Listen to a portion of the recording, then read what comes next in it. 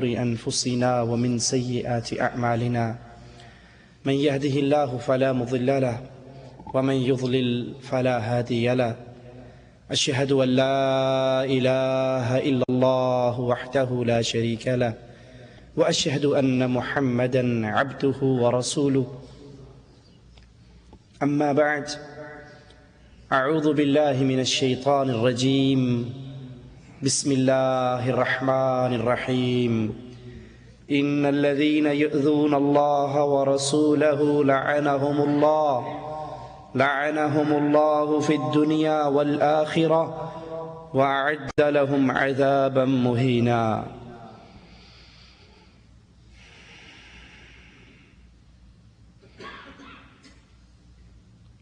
جنت کا متلاشی دن اور رات اسی سوچ میں مگن رہتا ہے کہ کس طرح اللہ کی جنت کا حقدار میں بھی بن جاؤں. اس کی محنت، اس کا ذوق، جنت کی طلب یہ ہر وقت اس کے دل کے اندر جگہ بناتی رہتی ہے اور اس کے لیے کام کرتا رہتا ہے. اور جہنم میں جانے والے، جہنم کا ایندھن بننے والے، وہ بھی اپنے سیاہ عملوں کے ساتھ اپنے نامہ اعمال کو سیاہ کر رہے ہیں. اور جنت میں جانے کے لیے ایک عمل بڑا مفید ہے. سائل آ کر کہتا ہے، یا رسول اللہ صلی اللہ علیہ وسلم قیامت کب آئے گی؟ امام کائنات، امام اعظم، امام الانبیاء محمد الرسول اللہ صلی اللہ علیہ وسلم پوچھتے ہیں قیامت کے لیے کیا تیاری کی ہے؟ یہ پوچھنے والے کہ قیامت کب آئے گی، تیری تیاری کیا ہے؟ کہنے لگا، آقا علیہ السلام کوئی خاص تیاری تو نہیں ہے، کوئی خاص اعمال کا سٹاک تو نہیں ہے، لیکن ہاں میں اللہ اور اس کے رسول سے محبت کرتا ہوں. آقا علیہ السلام نے فرمایا، تو جن سے محبت کرتا ہے جنت میں انہی کا ساتھی ہوگا. حضرت انس رضی اللہ عنہ وارضا فرماتے ہیں، آقا کی زبان مبارک سے یہ جملے سن کر اسلام لانے کے بعد اتنی خوشی اور کسی بات سے نہیں ہوئی جتنی خوشی اس بات سے ہوئی کہ جو جس سے محبت کرے گا جنت میں اس کا ساتھی ہوگا. لوگوں، میں رسول اللہ سے محبت کرتا ہوں، ابو بکر سے محبت کرتا ہوں، عمر سے محبت کرتا ہوں، اور گمان ہے اللہ پر نیک کہ میں ضرور جنت میں ان کا ساتھی بنوں گا. تو جنت میں جانے کے لیے محبت رسول صلی اللہ علیہ وسلم بڑا بہترین ذریعہ ہے، بڑا عظیم عمل ہے. اور اسی طرح جہنم میں جانے کے لیے آقا علیہ السلام کے بارے میں غلط جملے کہنا، آپ کی اہانت کرنا، آپ کی توہین کرنا، آپ کی گستاخی کرنا، ہمیشہ کی بربادی کے لیے یہ ایک گناہ ہی کافی ہے. ہمیشہ کے لیے ایندھن بن جانا اتنا ہی کافی ہے کہ انسان اس کی توہین کرے جس کی تعریف عرش والے نے اپنے قرآن میں بیان کی ہے، جس کی تعریف میں عائشہ رضی اللہ تعالی عنہا سے جب سائل پوچھتا ہے نبی کا اخلاق کیا ہے، تو حضرت عائشہ پوچھتی ہیں کیا تو نے قرآن نہیں پڑھا؟ کہتا ہے قرآن تو پڑھا ہے. کہا پورا قرآن ہی محمد کا اخلاق ہے صلی اللہ علیہ وسلم. جو اس سے محبت کرتا ہے وہ جنت میں اس کا ساتھی، اور جو اس سے نفرت کرتا ہے، اس کی اہانت کرتا ہے، اس کی گستاخی کرتا ہے، یہی عمل اس کی بربادی کے لیے کافی ہے. ایک صحابی رات کو آقا کے دروازے پہ پہرا دے رہا ہے، تازہ مسواک لے کر، تازہ پانی لے کر، اس انتظار میں ہے کہ کب میرے نبی علیہ السلام رات کو اٹھیں، آپ کو پانی کی حاجت ہو، وضو کے لیے میں آپ کی خدمت کرتے ہوئے یہ چیزیں دوں. اللہ کے نبی علیہ السلام اٹھتے ہیں، صحابی کے اس جذبے کو دیکھتے ہیں، خوش ہو کر کہتے ہیں اے میرے صحابی مانگ کیا مانگتا ہے؟ تو جو مانگے گا عرش والا تجھے عطا کر دے گا، مانگ کیا مانگتا ہے؟ اب یہ شاگرد رسول ہے، یہ محب رسول ہے، کہنے لگا آقا جب آپ کہتے ہو مانگ جو مانگتا ہے تو میں ایک ہی بات مانگتا ہوں، جس طرح آج آپ کے دروازے پہ پہرے دار بن کر کھڑا ہوں، آقا جنت میں بھی اللہ مجھے آپ کا پڑوسی بنا دے۔ کہا کچھ اور مانگ لے۔ صحابی کے جذبات کو زبان حال دی جائے تو کہتا ہے آقا اس دعا کے بعد ہاتھ اٹھتے ہی نہیں ہے، سب کچھ مانگ لیا ایک تیرا پڑوس مانگ کر۔ اللہ کے نبی علیہ الصلوۃ والسلام مختار کل نہیں ہے، جس کو جو چاہے دے دے نہیں، اختیار اللہ کا ہے۔ اپنے صحابی سے کہتے ہیں اگر تو اپنی نیت میں سچا ہے تو کثرت سے سجدے کر کر کے میری مدد کر، تیرا یہ عمل مجھے جنت میں تیرا پڑوسی بنا دے گا، تو جنت میں میرا ساتھی بن جائے گا۔ محبت رسول صلی اللہ علیہ وسلم، یہ کیفیت ہے آپ سے پیار کرنے والوں کی، یہ کیفیت ہے آپ سے محبت کرنے والوں کی۔ اور گستاخ ہر دور کے اندر اپنے گندے عقائد اور نظریات اور خیالات کا اظہار کرتے رہے ہیں۔ یہ کوئی آج کی بات نہیں، یہ آج کا واقعہ نہیں کہ ڈنمارک کے خبیثوں نے محمد کریم صلی اللہ علیہ وسلم کے کارٹون بنائے، نعوذ باللہ ثم نعوذ باللہ، اور اپنی گندی صحافت کے اندر اس کو شائع کیا اور اپنے گندے جذبات کی ترجمانی کرتے ہوئے کہا یہ آزادی رائے کا اظہار ہے۔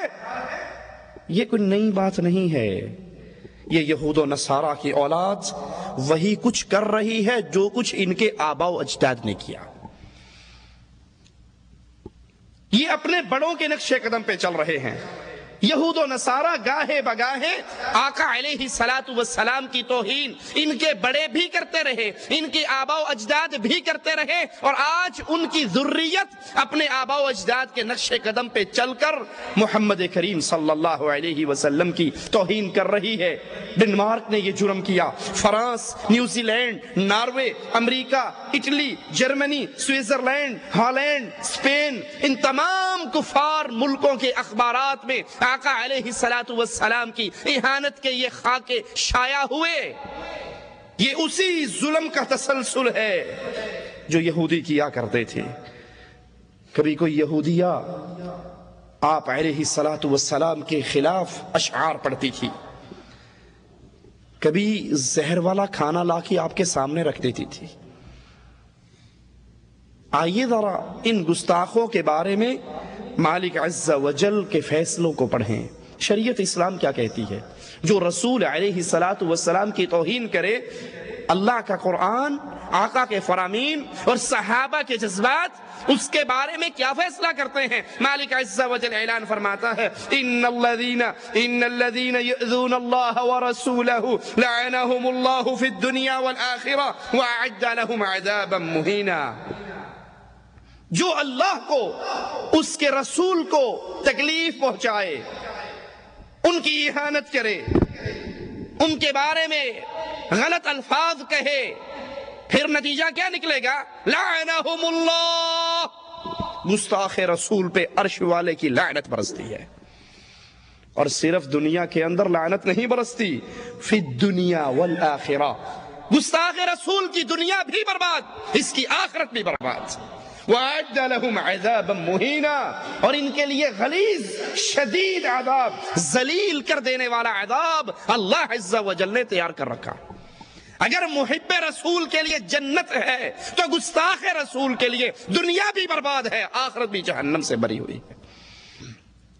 اور مالک عز و جل اپنے حبیب کو تسلی دیتے ہوئے فرماتا ہے اِنَّا كَفَيْنَاكَ الْمُسْتَهْزِئِينَ، اے رسول علیہ الصلوۃ والسلام، جو تیری اہانت کرتے ہیں، تیری گستاخی کرتے ہیں، تو فکر نہ کر، ان سے انتقام لینے کے لیے عرش والا کافی ہے۔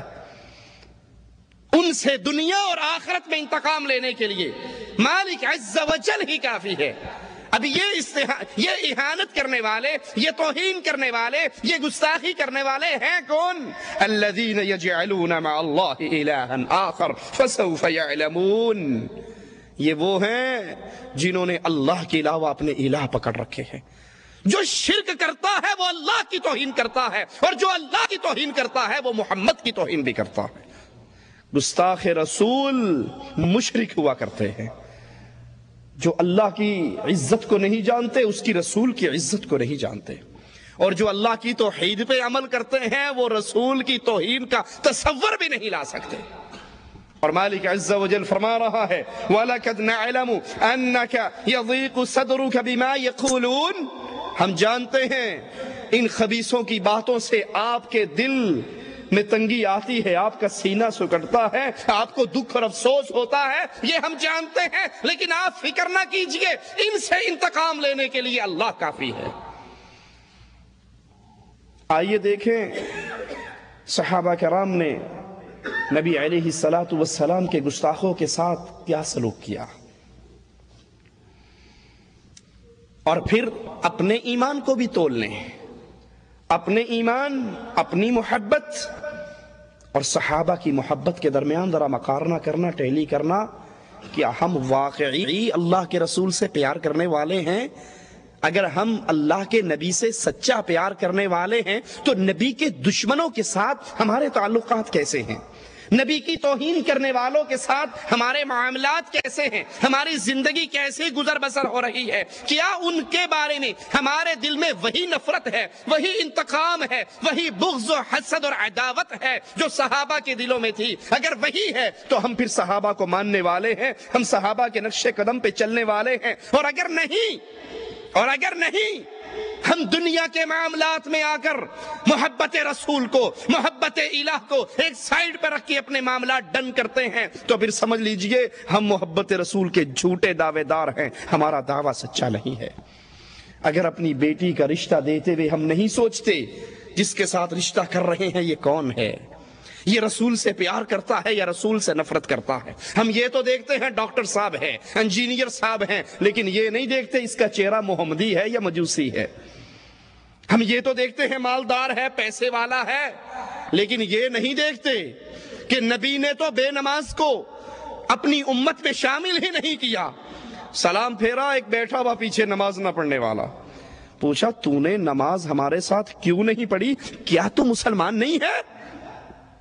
آقا کے سوال پہ غور کرنا، تو نے ہمارے ساتھ نماز نہیں پڑھی، کیا تو مسلمان نہیں ہے؟ مطلب کیا ہوا کہ جو نماز نہیں پڑھتا وہ مسلمان نہیں ہے، اور جو نماز پڑھتا ہے وہ امت محمدیہ میں ہے۔ اپنی بیٹی کا رشتہ دیتے ہوئے کبھی مجھے یہ فکر بھی ہوئی ڈاکٹر، انجینئر، پروفیسر، مالدار، کوٹھی دکان والے کی تلاش تو ہے، کیا یہ تلاش بھی ہے کہ یہ محمد کی سنتوں پہ چلنے والا ہے یا نہیں؟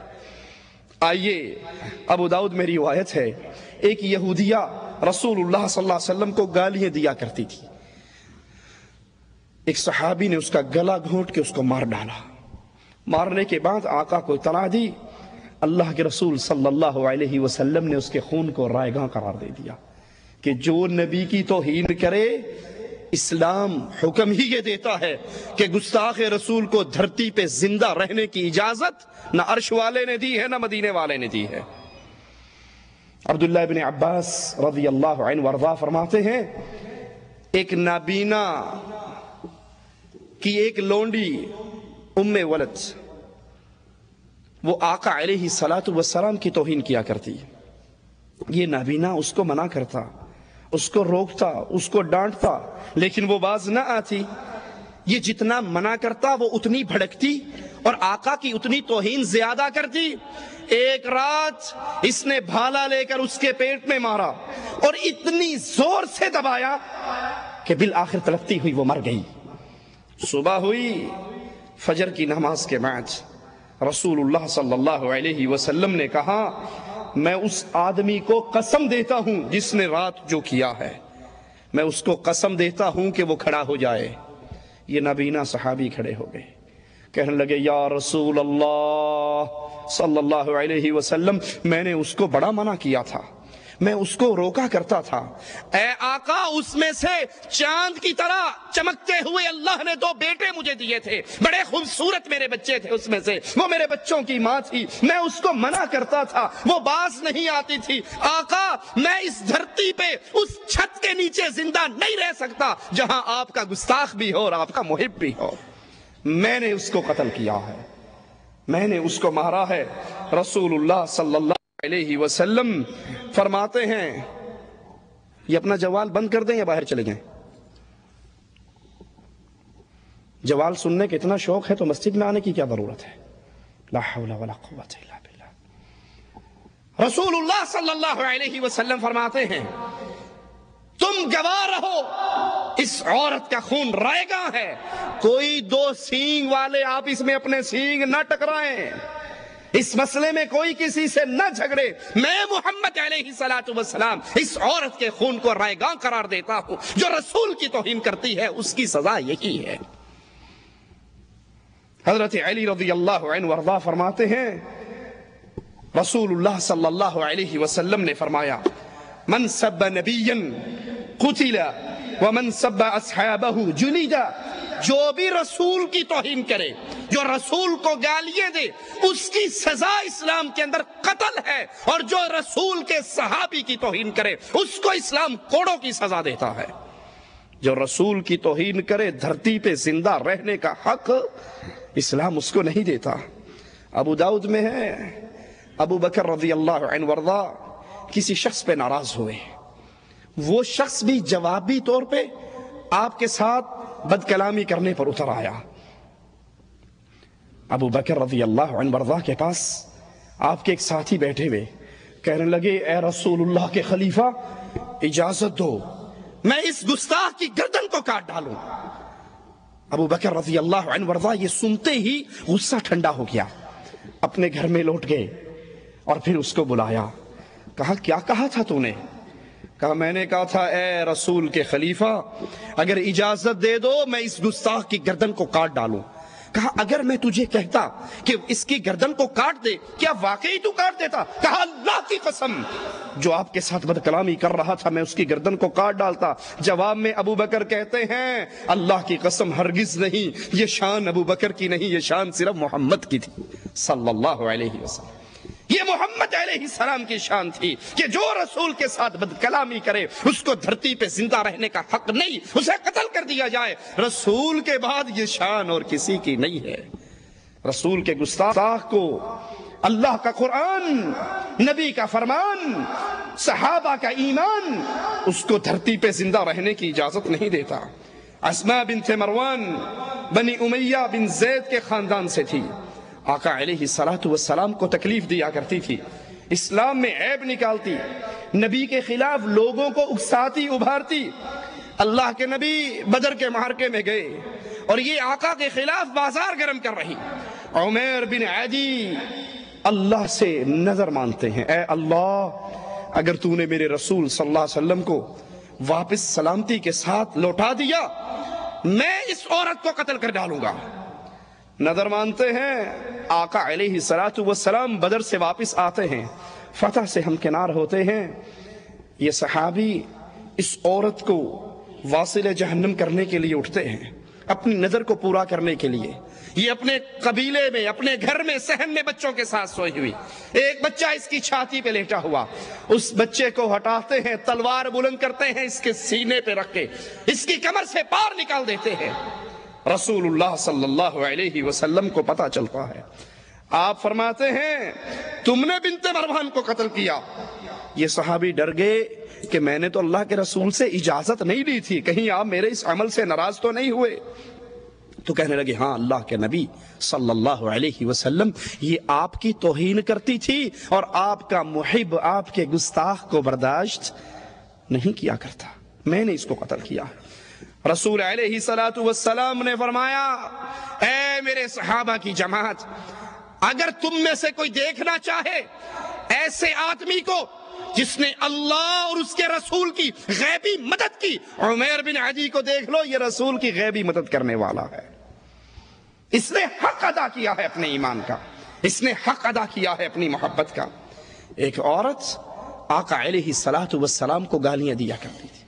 آج کے ڈنمارک کے اخباروں میں جو بکواس چھپی ہے وہ تازی بات نہیں، یہ یہود و نصارہ کی آباء و اجداد کے کرتوت ہیں۔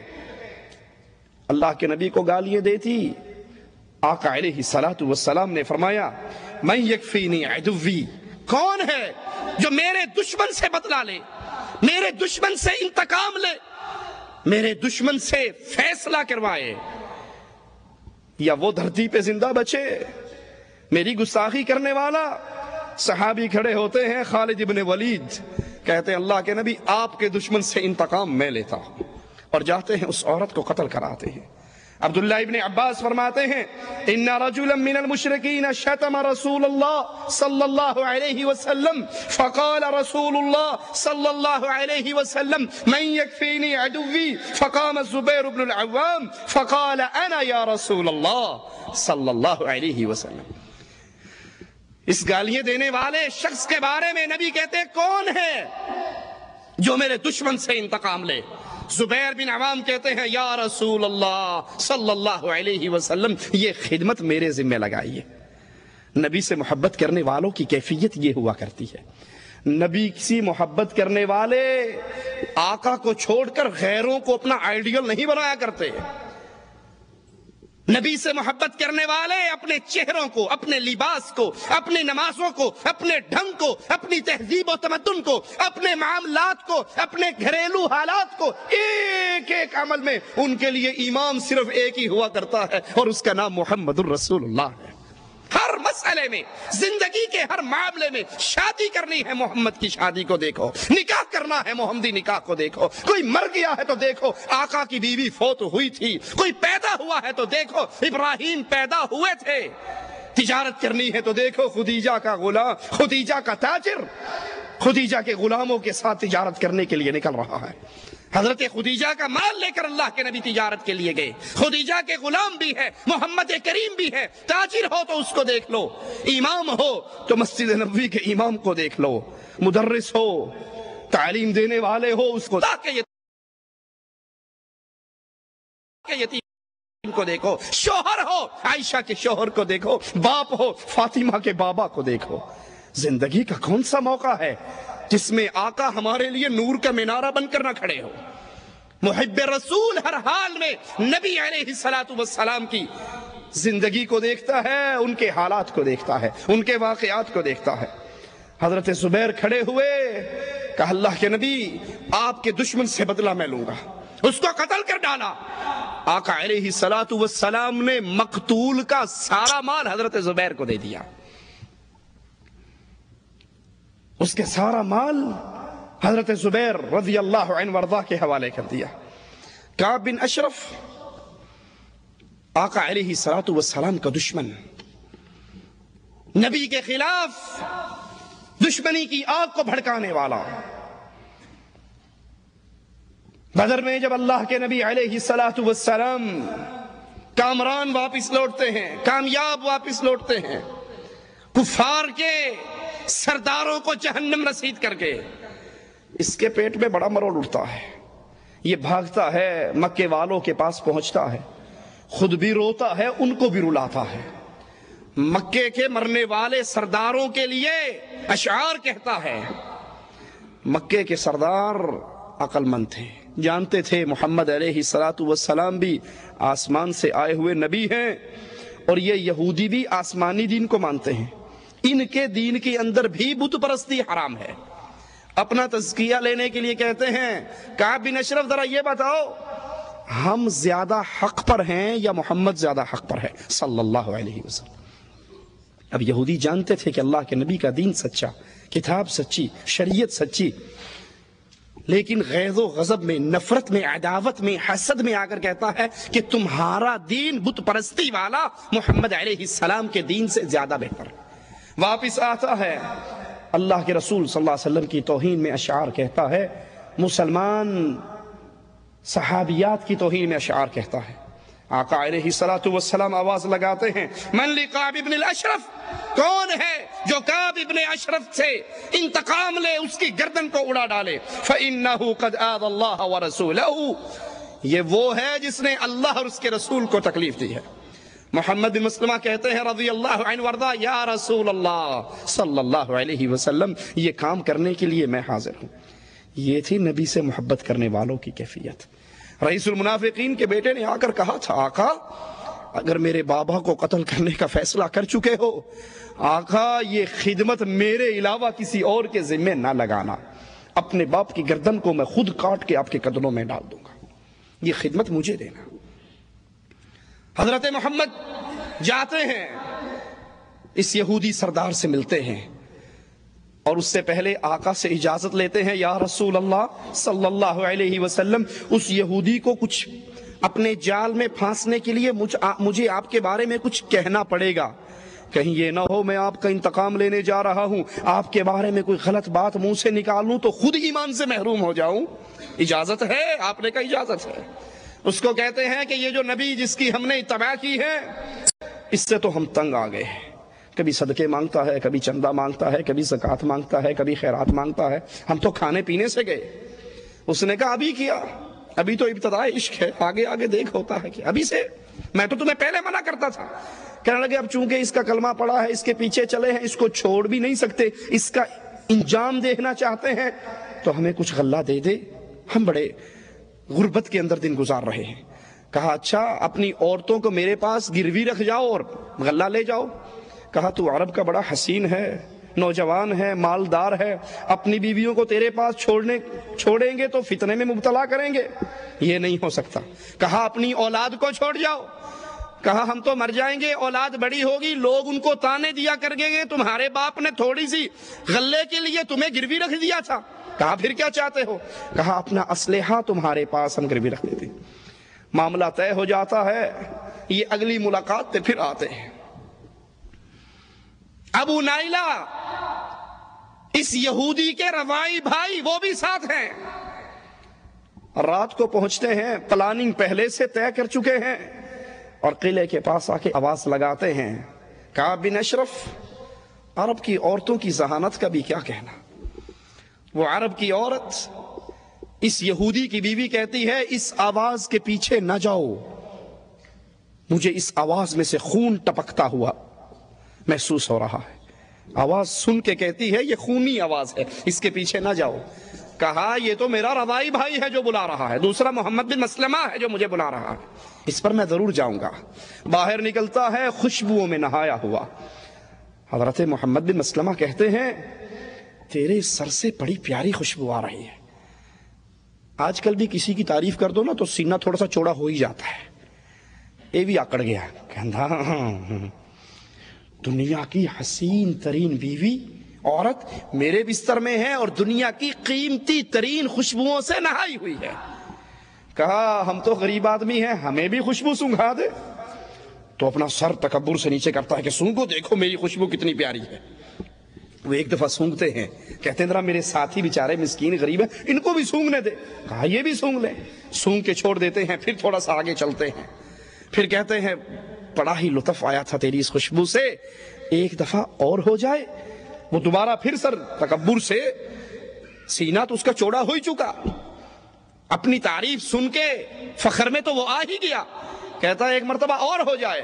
وہ اپنا سر پھر جھکاتا ہے، کچھ فاصلے پہ جا کے تیسری مرتبہ پھر کہتے ہیں کہ ایک مرتبہ پھر ہمیں دے دے، اس خوشبو سے ہم بھی مزے لے لیں۔ یہ سر جھکاتا ہے، محمد بن مسلمہ اس کو قابو کرتے ہیں اور اپنے ساتھیوں سے کہتے ہیں لو اللہ کے دشمن کو اس کی گردن کو کاٹ ڈالو۔ تلواریں بلند ہوتی ہیں، کعب بن اشرف کی گردن اس کے وجود سے جدا ہو جاتی ہے۔ یہ اس گردن کو اٹھاتے ہیں، رسول اللہ صلی اللہ علیہ وسلم کے پاس آتے ہیں۔ اللہ کے نبی علیہ الصلوۃ والسلام جو ہی اس کو سنتے ہیں، صحابہ کہتے ہیں، صحابہ کو جواب میں کہتے ہیں تمہارے چہرے کامیاب ہو گئے۔ نبی کے صحابی کہتے ہیں آقا آپ کا چہرہ بھی چمکتا ہوا کامیاب ہو گیا۔ اللہ اکبر کی آواز صحابہ بھی بلند کرتے ہیں، محمد کریم بھی بلند کرتے ہیں، اور اس گستاخ کا سر، اس یہودی کا سر محمد کریم کے قدموں میں رکھ دیتے ہیں۔ آقا جو ذمہ داری لگائی تھی وہ پورا کر چکا۔ ابو رافع یہودی، بہت بڑا تاجر اور سردار، جنگ خندق میں کفار کی مالی مدد کرنے والا، ان کو ابھارنے والا یہی ظالم اللہ کے پیارے حبیب علیہ الصلوۃ والسلام اس سے انتقام لیتے ہیں. صحیح بخاری کے اندر حدیث موجود ہے. حضرت براء بن عازب روایت فرماتے ہیں بعث رسول اللہ صلی اللہ علیہ وسلم الى ابی رافع الیہودی رجالا من الانصار. آپ نے انصاری نوجوانوں کو بھیجا, حضرت عبداللہ کو ان کا امیر بنایا. یہ اپنے قلعے میں رہنے والا, وہ جاتے ہیں اپنے ساتھیوں کو ایک جگہ پہ روکتے ہیں اور کہتے ہیں میں کوئی ہیلا تلاش کرتا ہوں اس خبیث تک پہنچنے کے لیے, تم یہاں پر انتظار کرو, میں واپس آتا ہوں. شام ہو چکی, اندھیرا چھا رہا, لوگ اپنے جانوروں کو لے کر قلعے کے اندر داخل ہو رہے. اس صحابی نے چادر لے کر اوڑھ کر ایسے بیٹھ گئے جیسے کوئی قضائے حاجت کے لیے بیٹھتا ہے دروازے کے قریب. دربان کہنے لگا او بھلے آدمی, اندر آنا ہے تو آ جا, میں دروازہ بند کر لوں گا, پھر ساری رات باہر پڑا رہے گا. تو یہ اپنا جسم چھپا کے, چہرہ چھپا کے داخل ہو جاتے ہیں. وہ تالا لگاتا ہے, چابی ایک تاکدان میں رکھتا ہے, یہ صحابی اس کو اچھی طرح دیکھ لیتے ہیں. اور جب قصہ گو شعراء ابو رافع کے پاس سے اٹھ کے نکل جاتے ہیں, وہ اپنے محل میں اکیلا ہوتا ہے, یہ صحابی داخل ہوتے ہیں. ذرا محبت رسول کا اندازہ کیجئے, جس دروازے کو کھولتے ہیں اندر داخل ہو کے اس کی کنڈی لگا لیتے ہیں. کیوں؟ بھاگنے کے لیے دروازہ کھلا رہنا چاہیے نا کہ جلدی بھاگ جاؤں گا. دروازہ اس لیے کنڈی لگاتے ہیں کہ اگر اس کو قتل کرنے سے پہلے قلعے والوں کو پتہ لگ گیا تو مجھ تک اس وقت تک وہ نہ پہنچ سکے جب تک اس خبیث کی گردن کو کاٹ نہ ڈالوں. بعد میں جو ہوگا دیکھا جائے گا, مجھے اپنی کیا فکر ہے. مجھے تو یہ فکر ہے کہ جو کام رسول اللہ صلی اللہ علیہ وسلم نے ذمہ لگایا وہ ادھورا نہ رہے. دروازوں کو کھول رہے ہیں, کنڈیاں لگا رہے ہیں, اندر جا رہے ہیں, کنڈیاں لگا رہے ہیں, اور پھر اس کے کمرے میں پہنچتے ہیں جہاں وہ اپنی بیوی کے ساتھ آرام کر رہا ہے. اس کا نام لے کے آواز لگاتے ہیں ابو رافع. وہ کہتا ہے کون ہے؟ اس کی آواز کے اوپر تلوار کا وار کرتے ہیں, لیکن وار کامیاب نہیں گزرتا. وہ چیخ لگاتا ہے, یہ باہر نکل آتے ہیں. تھوڑی دیر کے بعد پھر آواز بدل کر کہتے ہیں ابو رافع یہ چیخ کیسے تھی؟ وہ کہتا ہے تیری ماں روئے تجھ پر, ابھی کسی نے مجھ پہ تلوار کا وار کیا, اب جو آواز آتی ہے اس پہ تلوار لگاتے ہیں اور ایسا زبردست وار کرتے ہیں کہ اس کے جسم کو 2 ٹکڑوں میں بدل ڈالتے ہیں. واپس آتے ہیں, دروازے کھول رہے ہیں, نکل رہے ہیں. کہتے ہیں میں یہ سمجھا کہ اب زمین آ گئی, لیکن ابھی زمین نہیں آئی تھی, زینہ باقی تھا. میں زمین سمجھ کے پاؤں نیچے رکھتا ہوں کہ سیڑھی سے نیچے گر جاتا ہوں, میری پنڈلی ٹوٹ جاتی ہے. میں اپنے کپڑے سے اس کو باندھ لیتا ہوں. قلعے سے باہر نکل کر بھاگتا نہیں ہوں, بلکہ وہاں دیوار کے پاس بیٹھ کے انتظار کرتا ہوں کہ میں اس وقت تک نہیں جاؤں گا جب تک مجھے یہ یقین نہ ہو جائے کہ محمد علیہ السلام کا دشمن قتل ہو چکا ہے. فجر ہوتی ہے, ایک یہودی دیوار پہ چڑھ کے اعلان کرتا ہے میں ابو رافع یہودی کی موت کا اعلان کرتا ہوں. وہ اصل کاروائی کرنے والے سارے انتظار میں بیٹھے ہیں, کمانڈر صاحب کب آئیں تو حملہ کریں. یہ جا کر کہتے ہیں اس ظالم کا سر میں اکیلا ہی کاٹ آیا ہوں.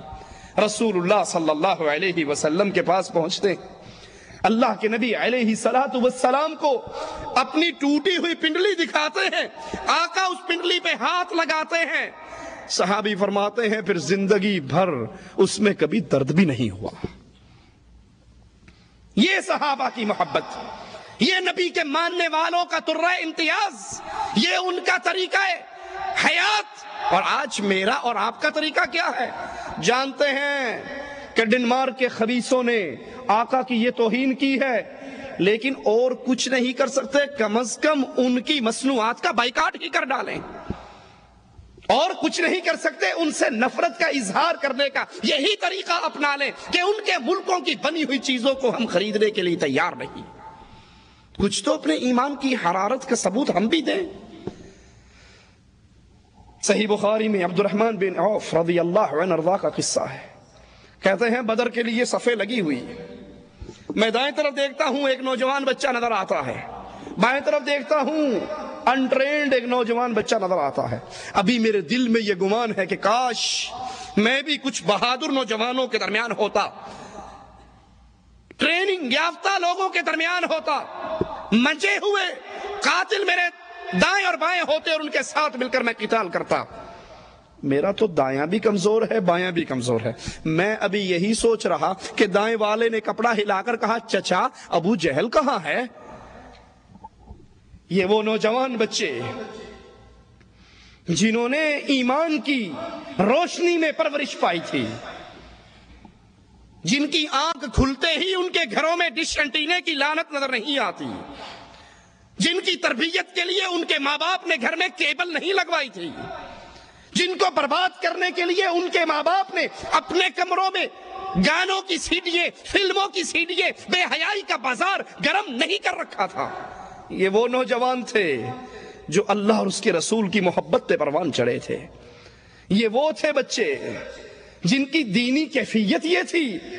انصاری صحابہ اللہ کے نبی صلی اللہ علیہ وسلم کے پاس آئے، انصار کی جماعت آئی یہ کہنے کے لیے، یہ سوال کرنے کے لیے کہ آقا ہمارے غلاموں کو پانی دور سے بھر کے لانا پڑتا ہے باغوں کو سیراب کرنے کے لیے، آپ دعا کر دو اللہ مدینے میں ہی چشمے جاری کر دے. رسول اللہ صلی اللہ علیہ وسلم نے ان صحابہ کو دیکھ کر کہا مانگو کیا مانگتے ہو، اور جو مانگو گے عرش والا عطا کر دے گا. مانگو. کیا مانگنے آئے تھے؟ پانی. اتنی بڑی گارنٹی سنی کہ جو مانگو گے اللہ عطا کرے گا. اپنا سوال بھول گئے. کہا آقا کچھ لمحوں کی اجازت دو، ہم مشورہ کر کے آپ کو بتاتے ہیں کہ مانگنا کیا ہے. ارے جو مانگنا تھا وہ تو گھر سے فیصلہ کر کے آئے، لیکن آقا کی گارنٹی سن کے فیصلے بھول گئے. کہا نبی نے اتنی بڑی گارنٹی دے دی جو مانگو گے عطا ہوگا، آؤ بیٹھ کے فیصلہ کرے مانگنا کیا ہے. ان میں ایک انصاری نوجوان بچہ بھی تھا، چھوٹی عمر کا صحابی بھی تھا. وہ کہنے لگا ارے پانی کے سوالیوں، پانی تو پھر بھی لایا جا سکتا ہے، جب آقا نے اتنی بڑی گارنٹی دی ہے کہ آج جو مانگو گے عطا ہوگا، تو آؤ پھر نبی کے پاس چل کے ایک ہی سوال کرتے ہیں اللہ کے نبی دعا کرو اللہ ہم سب کے گناہوں کو معاف فرما دے. کہتے ہیں آقا ہم انصاریوں کے لیے دعا کر دو اللہ ہمارے گناہوں کو معاف فرمائے. نبی کے ہاتھ بلند ہو جاتے ہیں اللہ انصار کو معاف فرما. وہ کہتے ہیں اللہ کے نبی ہمارے لیے دعا کریں. آپ فرماتے ہیں اللہ انصاریوں کے بیٹوں کو، انصاریوں کے پوتوں کو معاف فرما. وہ کہتے ہیں یا رسول اللہ دعا کرو اللہ ہمارے غلاموں کو بھی معاف کر دے. یہ وہ بچے جو دین کی تربیت پہ پیدا ہوئے، جنہوں نے دین کی روحانی زندگی کے اندر جوانی کی بہاریں دیکھی. کیا میں نے اور آپ نے اپنے بچوں کی یہی تربیت کر رکھی ہے؟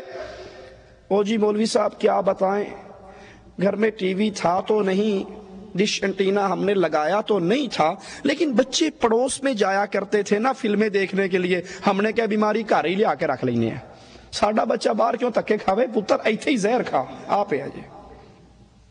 ہم گانے سنتے تو نہیں تھے لیکن بچے لوگوں کے گھر میں جا کے سیڑیاں دیکھتے. ہم نے اپنے گھر میں لا کے بدماشی کا اڈا کھول دیا. ابن عوف کہتے ہیں دائیں طرف معصوم بچہ، بائیں طرف. ابھی دائیں والے کی بات کا جواب نہیں دیا کہ ادھر والے نے بھی چادر ہلائی. چچا ابو جہل کہاں ہے؟ اور جانتے ہو ابو جہل کون تھا اس وقت؟ کفار کی فوج کا کمانڈر ان چیف.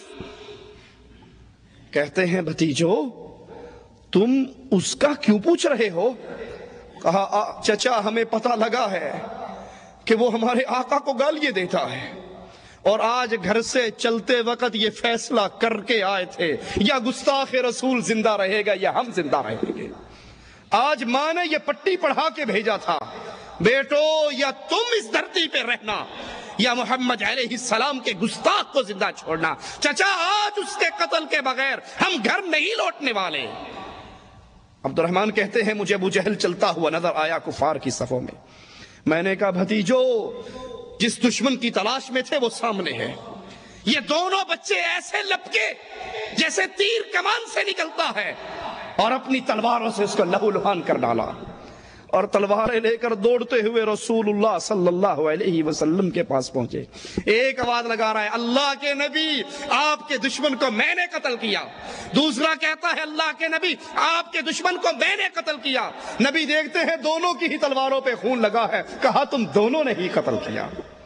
مسلمانوں کی کیفیت، مسلمانوں کا طرز عمل، مسلمانوں کا سلوک نبی کے گستاخ کے ساتھ یہ ہوا کرتا ہے. اور آقا علیہ الصلوۃ والسلام مکہ کو فتح کرتے ہیں، معافیوں کی بہاریں ہیں، جو آ رہا ہے معاف کر رہے ہیں، لیکن اپنے گستاخ کے بارے میں نبی اس دن بھی، جس دن رحمت سیلاب کی طرح برس رہی تھی، بہ رہی تھی، اس دن بھی آقا کہتے ہیں 6 آدمیوں کا نام لے کر، ان وجدتموہم تحت استار الکعبہ فاقتلوہم، ارے یہ میں ان کے نام لے رہا ہوں، اگر یہ تمہیں کعبے کے پردے کے پیچھے چھپے ہوئے ملے تو وہاں بھی قتل کر دینا۔ اسلام گستاخ رسول سے صرف معافی پسند نہیں کرتے، برداشت نہیں کرتے کہ آج نبی کی توہین کی ہے تو معافی کر لو، معافی مانگ لو، جی ہم سے غلطی ہوگی۔ اور جب مسلمان کمزور ہوں، نبی کے دشمن سے انتقام نہ لے سکیں، تو پھر یاد رکھو اس وقت رب اپنے نبی کے دشمن سے انتقام لیا کرتا ہے۔ صحابہ جنگ کے لیے کفار کے سامنے آتے ہیں، حضرت حسان رضی اللہ عنہ وارضاہ روایت فرماتے ہیں، کفار کی فوج میں سے ایک کافر آگے بڑھتا ہے اور رسول اللہ صلی اللہ علیہ وسلم کو گالیاں دینا شروع کر دیتا ہے۔ حضرت حسان باہر نکلتے ہیں اور کہتے ہیں، اے میرے نبی کی توہین کرنے والے، میرا نام حسان ہے، میری ماں کا یہ نام ہے، میرے باپ کا یہ نام ہے، میں فلاں قبیلے سے ہوں، تو میرے رسول کو گالیاں نہ دے، مجھے گالیاں دے لے، میں اپنی توہین کو برداشت کر لوں گا لیکن میں رسول کی گستاخی کو برداشت نہیں کر سکتا۔ اس نے مزید گالیاں دی، صحابی نے پھر منع کیا، اس نے پھر گالیاں دی۔ اب وہ کافروں کی فوج کے سامنے کھڑا ہے، ابھی مارکے کا آغاز نہیں ہوا، لیکن یہ محب رسول توہین رسالت کو برداشت نہ کر سکا، تلوار لی، اس کافر کی طرف دوڑے۔ وہ کافر اپنی فوج کے اندر گھسا، یہ فوج کے ہجوم کو منتشر کرتے ہوئے اس پر حملہ کرتے ہیں، کافر اس صحابی کو گھیر کے شہید کر دیتے ہیں۔ رسول اللہ صلی اللہ علیہ وسلم اعلان فرماتے ہیں، اعجبتم من رجل نصر اللہ ورسولہ، تم اس آدمی پر تعجب کرتے ہو جس نے اللہ اور اس کے رسول کی مدد کی ہے۔ یہ رسول کی مدد میں، یہ رسول کی نصرت میں، یہ آپ کے دشمن کو مارنے کی کوشش میں بھاگنے والا اللہ کے دربار میں شہادت پا جاتا۔ ابو لہب کے بیٹے نے پیارے حبیب علیہ السلام کی توہین کی تھی، آپ کی طرف تھوکا تھا، تو رسول اللہ صلی اللہ علیہ وسلم نے کہا تھا، اللہ اپنے کتوں میں سے ایک کتا محمد کے گستاخ کے اوپر مسلط کر دے۔ یہ شام اپنے باپ کے ساتھ قافلے کے ساتھ نکلا، جہاں پڑاؤ کیا وہاں پر کہنے والوں نے کہا رات کو یہاں سے درندے گزرتے ہیں، یہ درندوں کا گزرگاہ ہے۔ سوچئے ایک جملہ بڑا عجیب ہے، کافر ہے کہنے والا، ابو لہب ہے، کہتا ہے میرے بیٹے کی موت کی بددعا مکے میں محمد رسول صلی اللہ علیہ وسلم نے کی تھی، مکہ میں ہے وہ، اور میں ڈرتا ہوں کہیں وہ بددعا پوری نہ ہو جائے۔ کافر کو نبی کی بات پہ یقین، سوچیے اللہ کے لیے، کافر کو نبی کی بات پہ یقین ہے، مجھے اور آپ کو بھی اللہ کے رسول صلی اللہ علیہ وسلم کی باتوں پر یقین ہے۔ وہ کافر ہے لیکن اسے یقین ہے کہ جو بددعا محمد رسول صلی اللہ علیہ وسلم نے کی تھی وہ پوری نہ ہو جائے، اس کو تو یقین ہے۔ کیا مجھے اور آپ کو بھی یقین ہے؟ ہمیں ڈاکٹر کی بات کا یقین آ جاتا ہے، رسول کی بات پر یقین۔ مثال کے طور پہ کسی شخص کو معدے میں السر ہو اور ڈاکٹر کہہ دے کہ لال مرچیں آپ نے نہیں کھانی، اب اس کی بیگم اگر لال مرچوں والا کھانا بنا کر لے آئے، یہ کھا لے گا؟ سوچئے کھا لے گا یہ؟ کیا وہی پلیٹ بیگم کے منہ پہ نہیں مارے گا؟ کیا اس سے ناراض نہیں ہوگا؟ کیا اس سے جھگڑا نہیں کرے گا؟ ڈاکٹر نے کہا ہے کہ لال مرچیں کھانے سے تمہارا السر بڑھ سکتا ہے، تم مزید بیمار ہو سکتے ہو، تو مجھے مارنا چاہتی ہے؟ جو ڈاکٹر نے کہا ہے اس کے خلاف عمل کرتی ہے۔ سگریٹ پینے والے کو ڈاکٹر کہہ دے جناب کینسر ہو گیا ہے، یہ اور پیو گے تو جلدی نکل جاؤ گے، اب اس کی دنیا منتیں کر لے لیکن وہ سگریٹ پینے کے لیے تیار۔ جس چیز سے ڈاکٹر نے منع کر دیا، آپ بی پی کے پیشنٹ ہو، ہائی بلڈ پریشر ہے آپ کو، نمک کھاؤ گے تو شوٹ کر جائے گا، فالج کا خطرہ ہے، اب یہ زندگی بھر نمک کے قریب نہیں جائے گا، کیوں؟ ڈاکٹر نے کہہ دیا۔ ارے رسول اللہ صلی اللہ علیہ وسلم کی باتوں پر اتنا بھی یقین نہیں جتنا ہمیں ڈاکٹر کی باتوں پہ یقین ہے۔ اللہ کے نبی حکم دیتے ہیں وَاعْفُوا اللِّحَىٰ، داڑھیوں کو معاف کر دو، داڑھیوں کو معاف کر دو، داڑھیوں کو معاف کر دو۔ وَفِّرُوا اللُّحَىٰ، ان کو زیادہ کرو، وَفِّرُوا وَيْكَثِّرُوا، ان کو بڑھاؤ، ان کو زیادہ کرو۔ نبی کا حکم ہے، میں بھی سنتا ہوں، آپ بھی سنتے ہیں، نبی کا حکم ہے من تشبہ بقوم فہو منہم، جو جس قوم کی مشابہت کرتا ہے قیامت کو انہی میں سے اٹھے گا۔ کتنے ہیں ہم میں سے جن کے گھروں کو دیکھو تو یہودی کے گھر اور اس مسلمان کے گھر میں کوئی فرق نظر نہیں آتا؟ کتنے ہیں جن کی تجارت کو دیکھو، کیا کرتے ہو صاحب؟ ہاں جی بینک کے اندر آفیسر ہوں۔ ارے یہ بینک سود کا کاروبار نہیں کرتا؟ ہاں جی مولوی صاحب پیٹ بھی تو پالنا ہے نا، کیا کروں؟ پھلوں کی ریڑی لگا کر غربت کے چٹنی کے ساتھ گزارا کر لے، یہ گزر جائے گی۔ اگر توہین رسالت کرتے ہوئے، رسول کی مخالفت کرتے ہوئے، رسول کے حکموں کو چھوڑتے ہوئے، ان سے ٹکراتے ہوئے زندگی اچھی گزار بھی لی، اگلے جہان میں زندگی کیسی گزرے گی؟ جتنی ڈاکٹروں کی بات پہ ہمیں بھروسے ہوتے ہیں، رسول کی بات پہ اتنا بھروسہ بھی نہیں ہے۔ انا للہ و انا الیہ راجعون۔ اس کافر کو یقین تھا، کہا رسول اللہ صلی اللہ علیہ وسلم نے، محمد الرسول اللہ نے تو ہی دعا کی تھی میرے بچے کی حفاظت کرو۔ کفار نے اپنے اونٹوں کو ابو لہب کے بچے کے گرد بٹھایا اور اس کو اس کے اپنے قافلے کے درمیان سنایا۔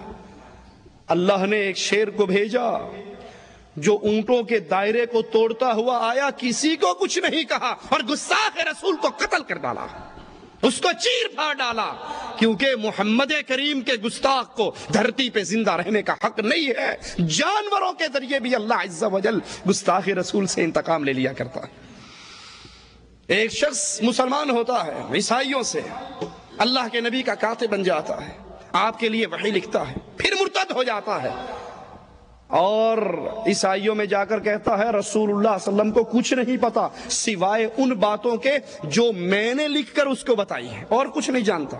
جو میں لکھ کر دیتا رہا وہی پڑھ پڑھ کے لوگوں کو سناتا ہے اور کچھ نہیں جانتا۔ یہ مر جاتا ہے، قبر میں دفن کیا جاتا ہے۔ یہ دھرتی، یہ زمین بھی گستاخ رسول کو برداشت نہیں کرتی۔ صبح ہوتی ہے، اس کے ساتھی دیکھتے ہیں اس کی لاش باہر پڑی ہوئی ہے، وہ سمجھتے ہیں یہ کارنامہ محمد رسول اللہ صلی اللہ علیہ وسلم کے صحابہ نے کیا ہوگا، مسلمانوں نے کیا ہوگا۔ اگلے دن قبر کو اور گہرا کھودتے ہیں اور اس مردے کو دفن کرتے ہیں۔ صبح ہوتی ہے، آتے ہیں، دیکھتے ہیں قبر نے اس کی لاش کو پھر باہر پھینک دیا ہے۔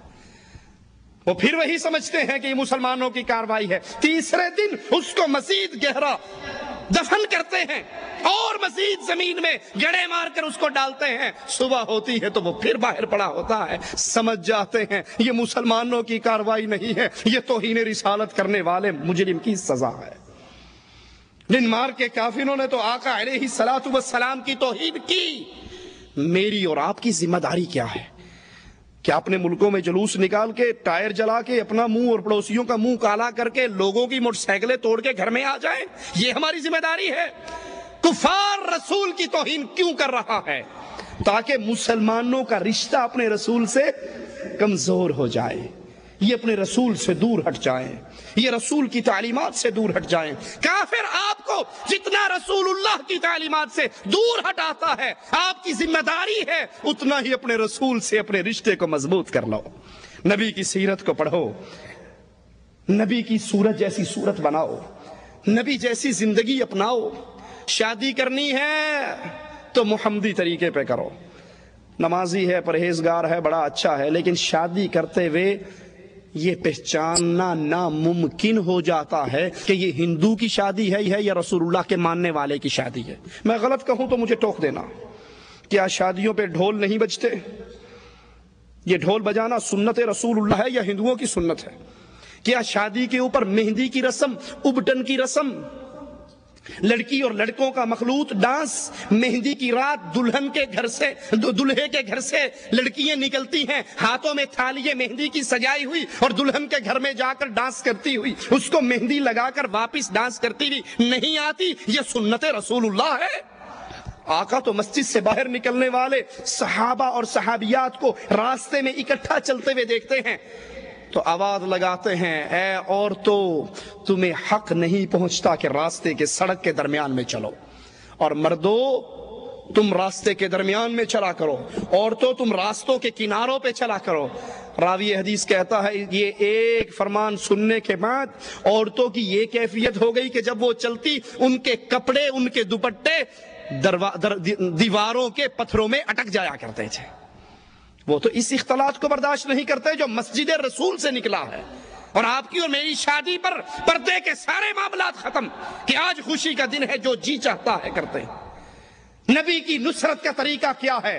کفار آپ کو سیرت رسول سے دور کرنا چاہتا ہے، آپ اپنے رشتے کو اور قریبی کیجئے، کافروں سے دشمنی کیجئے، ان کی مصنوعات کا بائیکاٹ کیجئے، ان کی تہذیب کا بائیکاٹ کیجئے، ان کے کردار کا بائیکاٹ کیجئے، ان کے اخلاق کا بائیکاٹ کیجئے۔ اپنے گھروں میں دیکھیے وہ کون سے اعمال ہیں جن کے کرنے سے کافر راضی ہوتا ہے، اور وہ کون سے اعمال ہیں جن کے کرنے سے رسول اللہ کی سنت پہ عمل ہوتا ہے۔ کافروں کے سارے اعمال کو چھوڑ کر اپنے گھر کو محمدی بنائیے، اولاد کو محمدی بنائیے، بیوی کو محمدی رنگ میں رنگیے، ایک ایک عمل میں سیرت رسول صلی اللہ علیہ وسلم کو اپنائیے، اس سیرت کی دعوت دیجیے، کتاب کے ذریعے، کیسٹ کے ذریعے، سی ڈی کے ذریعے پیغام پہنچائیے، اس کو عام کیجیے، تاکہ کفار جتنا رسول اللہ صلی اللہ علیہ وسلم کی توہین کرنا چاہتے ہیں، ہم نبی کی سیرت کو اتنا ہی اجاگر کریں۔ اور جو دعوت رسول اللہ صلی اللہ علیہ وسلم ساری زندگی دیتے رہے، قولوا لا الہ الا اللہ کی دعوت، اللہ کی توحید کی دعوت، اس دعوت کو کمر بستہ ہو جائیے، گلی گلی کوچے کوچے میں ایک آوازے کو بلند کر دیجئے، لوگو لا الہ الا اللہ، اللہ کے علاوہ نہ کوئی مشکل کشا ہے، نہ حاجت روا ہے، نہ غوث اعظم ہے، نہ بگڑی بنانے والا ہے، نہ بری کرنے والا ہے، نہ غریب نواز ہے، نہ بندہ نواز ہے، نہ بندہ پرور ہے، نہ لجپال ہے، پالنے والا بھی اللہ، کھلانے والا بھی اللہ، پلانے والا بھی اللہ، اولاد دینے والا بھی اللہ۔ جب یہ ساری صفتیں اللہ کی ہیں تو پھر عبادت کے لائق صرف ایک اللہ کی ذات ہے، اس کے علاوہ کسی اور کی عبادت نہیں ہو سکتی۔ یہ دعوت توحید نبی نے دی، اس دعوت کے لیے نبی کی بیٹیوں کو طلاق ملی، اس دعوت کے لیے طائف میں نبی زخمی ہوئے، اس دعوت کے لیے احد کے گڑھے میں آپ کو گرایا گیا، ماتھا مبارک زخمی ہوا، سب کچھ برداشت کیا، لیکن لا الہ الا اللہ کی دعوت کو نہیں چھوڑا۔ آئیے ہم بھی اس دعوت کی تجدید کریں، ہم بھی اس دعوت کو لے کر اٹھیں، ہم بھی وہ ہم اور غم بنائیں جو اللہ کے رسول صلی اللہ علیہ وسلم کا ہم اور غم تھا۔ اللہ کے نبی نے فرمایا تھا اگر میرے یہ ایک ہاتھ پہ چاند رکھ دیں، ایک پہ سورج رکھ دیں، یہ انہونا کام کر بھی گزریں، یہ کر لیں، میں اللہ کی توحید کی دعوت سے پھر بھی باز نہیں آتا۔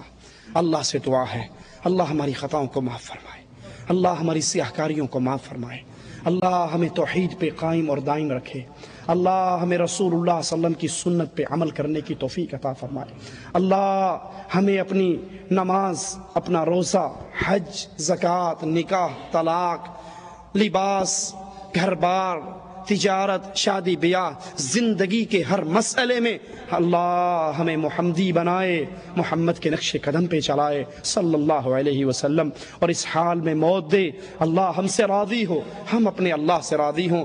اللہ اے اللہ تجھے تیری اسماء و صفات کا واسطہ ہے مالک، تو ہمیں پیارے حبیب جناب محمد الرسول اللہ صلی اللہ علیہ وسلم کے مبارک ہاتھوں سے حوض کوثر کا جام عطا فرمانا۔ اے اللہ ہمیں ہمارے نبی کے جھنڈے کے نیچے جنت میں ان کا پڑوسی بنا دینا۔ اے اللہ جنت کی سب سے بڑی نعمت تیرے چہرے کا دیدار ہے مولا، اللہ ہمیں ان خوش نصیبوں میں شامل فرما لے جو قیامت کے دن تیرے چہرے کا دیدار کریں گے، جیسے 14ویں کے چمکتے ہوئے چاند کو دیکھنے میں تکلیف نہیں ہوتی۔ تیرے نبی نے بتایا ہے کہ مومن جنت میں اپنے رب کا ایسے ہی دیدار کریں گے۔ اللہم اجعلنا منہم ومعہم وفیہم بعفوک وبمنک وبکرمک۔ اقول قولی ھذا واستغفر اللہ لی ولکم ولسائر المسلمین فاستغفروہ انہ هو الغفور الرحیم۔